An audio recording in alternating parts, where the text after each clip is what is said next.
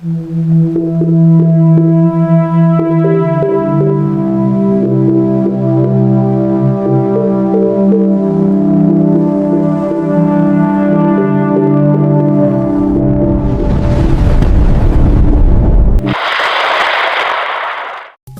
araw po sa inyong lahat. Narito na po ang pinaka-latest nating update sa magiging lagay ng panahon ngayong araw ng Wednesday, ika-18 ng Pebrero taong 2026. Sa kasalukuyan nga po, ang low pressure area na ating minomonitor ay huling namataan sa may silang bahagi ng Dinagat Islands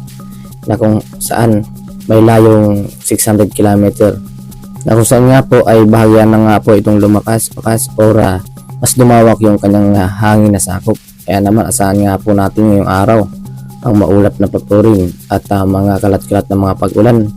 lalo na dito sa may silangan ng bahagi ng Mindanao at Visayas na kung saan makakaranas ng maulap na pagpurin at sinasama ng mga localized thunderstorm. Dahil na nga po yan sa epekto nitong low pressure na ating minomonitor sa may silangang bahagi ng ating bansa.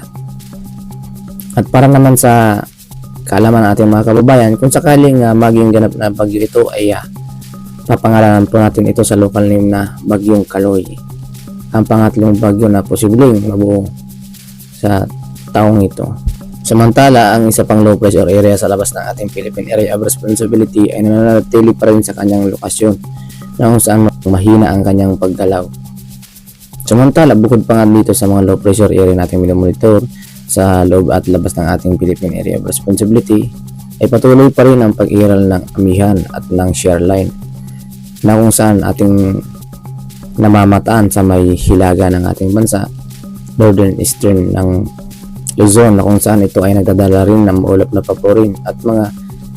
kalat na mga pag-ulan, lalo na dito sa may silangang bahagi ng Luzon. Kaya naman lubos pa po natin pinaghahanda ang ating mga kababayan sa mga posibilidad na mga biglaang buhos ng pag-ulan, lalo na pagsapit ng hapon at gabi. At para naman sa posibleng tahakin nitong low pressure area, base nga po sa pinaka-tropical cyclone threat potential na ating inilabas ng unang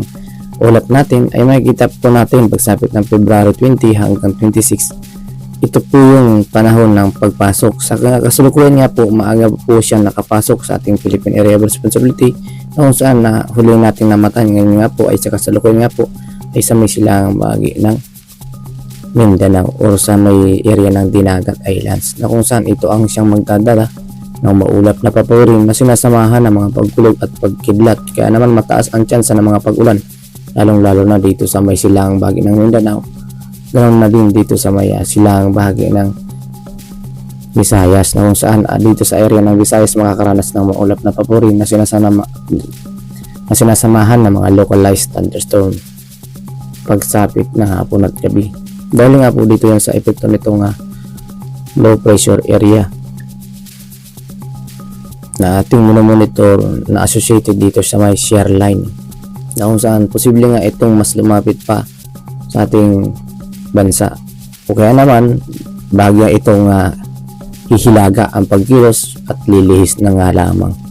sa ating bansa or yung pag-ano po nito, ang pagkilos po nito ay lalapit sa silang bagay ng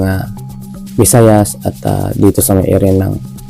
Bicol region patungo sa hilagang silangan. So medyo palayo po yung pagkanyang pagbilas, ngunit nagadala ito na maulap na papurin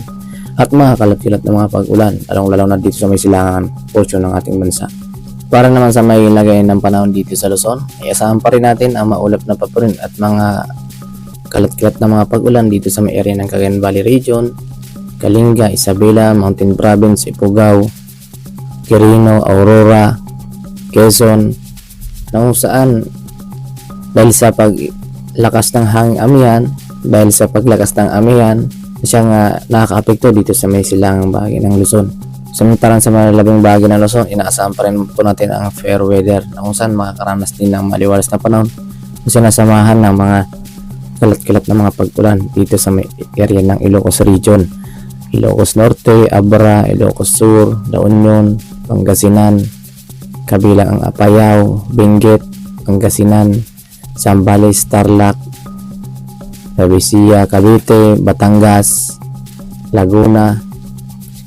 kabilang dito sa may Oriental Mindoro, Marinduque, Romblon. Samantalang dito sa may area ng Bicol region ay makakaranas pa rin ng maliwalas na panahon sa umaga na sinasamahan ng mga biglaang pulo-pulo mga maulap na paborin at mga kalatulat na pag-ulan dahil pa rin yan sa epekto ng hanging amihan. Samantala, para naman sa magiging lagay ng panahon dito sa Visayas, mataas pa rin ang tsansa ng mga localized thunderstorm dito sa may silangang bahagi ng Visayas, dito sa Northern Samar, Eastern Samar, Biliran, Leyte, Bohol, Cebu. Dahil pa rin po yan sa epekto ng low pressure area nating minomonitor sa may silangang bahagi ng ating bansa, na kung saan nagdudulot ito ng maulap na paborin at mga kalat-kalat na mga pag-ulan. Samantalang sa mga lalawing bahagi ng Visayas ay makakaranas ng maliwalas na panahon sa umaga, pa rin ang maulap na papawirin at mga kalat-kalat na mga pag-ulan. Nariyan pa rin ang maulap na papawirin at mga kalat-kalat na mga pag-ulan, lalong-lalo na dito sa may area ng Antique, Aklan, Capiz, Iloilo, Guimaras, Negros Occidental, Negros Oriental, kabilang ang Siquijor. Iba yung paghahanda pa rin ang ating pinapaalala sa ating mga kababayan sa mga biglaang buhos ng pag-ulan. Kaya naman kung lalabas kayo ng inyong tahanan, galing pa rin magdala ng payong panangga sa biglaang buhos ng pag-ulan, lalo na pagsapit ng hapon at gabi. Para naman sa magiging lagay ng panahon dito sa Mindanao, asahan po natin ang maulap na paborin at sinasama ng mga localized thunderstorm o mga kalat-kalat na mga pag-ulan dito sa may Dinagat Island, Surigao del Norte, Agusan del Sur, Agusan del Norte, Surigao del Sur, kabilang dito sa may area ng Davao Oriental, Compostela Valley, Davao del Sur, Davao Occidental na makakaranas ng mga kalat-kalat na mga pag-ulan, kabilang dito sa may area ng Misamis Oriental, Bukidnon. Dulot na nga po yan ang low pressure area natin minomonitor sa may silangang bahagi ng Mindanao. Samantalang sa mga lalawing bahagi ng Mindanao ay inaasahan po natin na makakaranas ng maulap na paborin at mga kalat-kalat pa rin ng mga pag-ulan dito sa may Zamboanga del Norte, Zamboanga del Sur at Misamis Oriental, Occidental, at dito sa may Mindanao, Maguindanao, Sultan Kudarat, South Cotabato, Tawi-Tawi, Sulu, Basilan ay makakaranas pa rin ng localized thunderstorm o makakaranas ng improving weather sa umaga na sinasamahan ng mga maulap na paborin at mga kalat-kalat na mga pag-ulan. Dulot pa nga rin po yan ng low pressure area natin monitor. At para naman sa magiging lagay ng panahon dito sa Palawan, asahan pa rin natin ang mga localized thunderstorm na sinasamahan ng mga maulap na paborin at mga kalat-kalat pa rin ng mga pag-ulan. Ngunit makakaranas pa rin ng pagsikat ng araw, pagsapit ng umaga at pagsapit ng hapon at gabi, mataas na po ang tsansa na maulap na paborin at mga kalat-kalat na mga pag-ulan. Samantala, para naman sa magiging lagay ng ating karagatan or mga seaworld, sa kasalukuyan nga po wala po tayong nakataas na gale warning sa kahit anong maybay ng ating seaworld. Ngunit dahil sa paglakas nga po ng hanging amihan, asahan pa rin po ang moderate to rough sea condition ito sa may area ng Northern Luzon, dito sa area ng Ilocos Norte, Apayao, Cagayan Valley at Isabela na makakaranas ng moderate to rough sea condition including Batanes and Babuyang Group of Islands. At dito sa area ng Bicol Region, seaboard ng Northern Samar, Eastern Samar, Surigao del Norte, Surigao del Sur at Davao Oriental na makakaranas ng moderate to rough sea condition.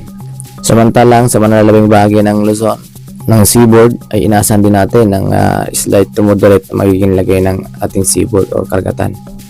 or mga taas ng ating mga pag-alon sa ating seaboard dito sa may area ng Occidental Mindoro at Palawan, kabilang dito sa may Zamboanga del Sur at Zamboanga del Norte. At yan nga po ang pinaka-latest update natin sa magiging lagay ng ating panahon ngayong araw ng Wednesday, ikalabing-8 ng Pebrero taong 2026. At mag-ingat po tayong lahat at manatiling alerto sa posibilidad ng mga biglaang paglakas ng hangin at bugso ng mga pag-ulan na mga possible ang mga pagbuo ng lupa at pagkakaroon ng pagbaha sa mga babang lugar. At para sa mga latest update, huwag kalimutang mag-subscribe para ma-notify po kayo sa mga panibago nating ulat panahon na aming ilalabas ukol dito sa low pressure area natin minomonitor sa banta ng mga biglaang buhos ng mga pag-ulan at hangin. Ingat po tayong lahat.